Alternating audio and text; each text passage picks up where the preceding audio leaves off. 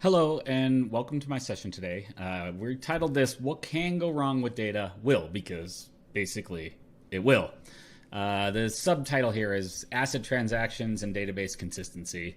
So we're going to get into, a little bit about, what isolation levels are in a database and why they are important for your applications.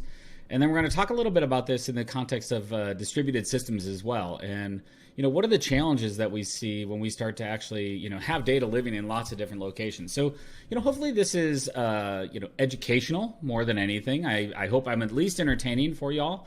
But I hope this is a useful session for everybody today. So first of all, hi, my name is Jim Walker. I am Principal Product Evangelist at Cockroach Labs. My Twitter following or Twitter handle is just @James.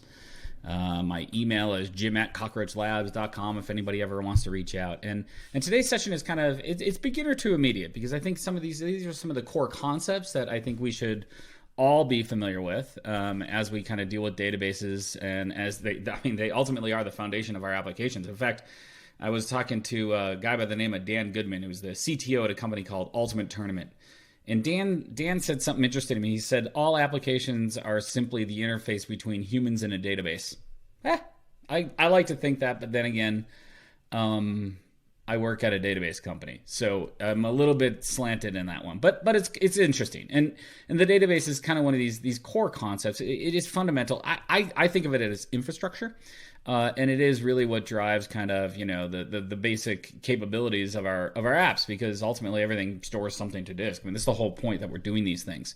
Sure, there's some stateless things, but the database is actually pretty important here. So let's get into it, and hopefully you find this useful. Great. So let's just talk about a database transaction. So first of all, a transaction with a database really it happens in three phases, right? There is begin, there is execute the transaction, and then there's a commit, or if something failed, a rollback of that transaction. So we actually have to roll back what executed or didn't. Now, for a simple, select, this execution phase is pretty simple.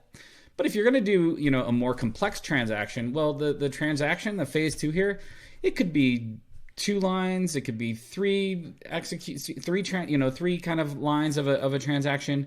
It could be 20 or 30. They could get extremely complex. And for years, we've done a lot of work in the database world to kind of, optimize how these things work. For us at Cockroach, how do we do these things in a distributed fashion, right? How do we actually distribute the computations to multiple different nodes and have lots of different people or nodes actually participate in this?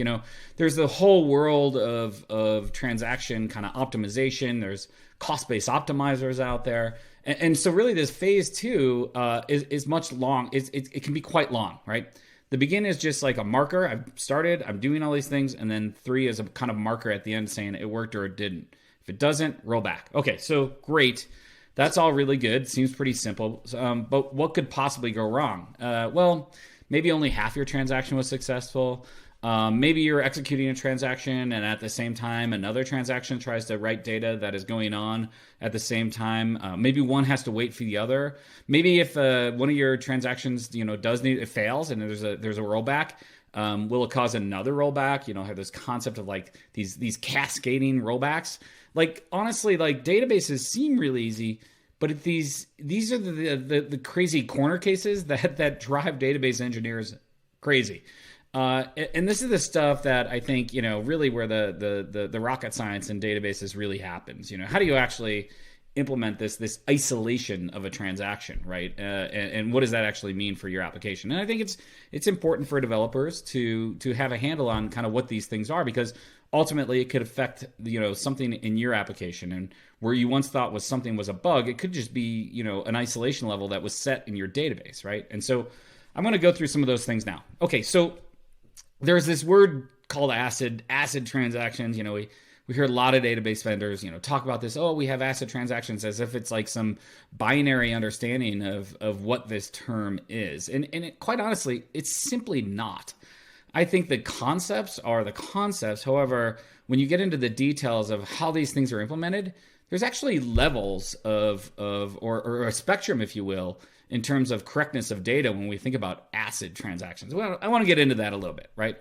Okay, so the concept of ACID was first appeared in 1983, and it was a set of properties of a database transactions to guarantee validity in events of errors/power failures.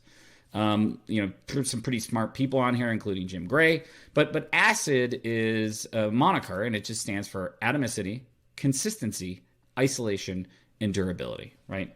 So atomicity is the first concept. And atomicity just says basically the transaction itself is going to complete in total. So in a relational database, in SQL, you say like select star from customer, or select star from customer where X equals Y, whatever that is, right? And so atomicity just means the whole thing is going to commit or not, right? Insert these 15 records into addresses table. Okay, great. I can't just submit or insert 3. I have to do all 15, right? And so atomicity says that the transaction is going to happen in its completeness, right? And that's what it is. The atomic unit for that is actually that transaction.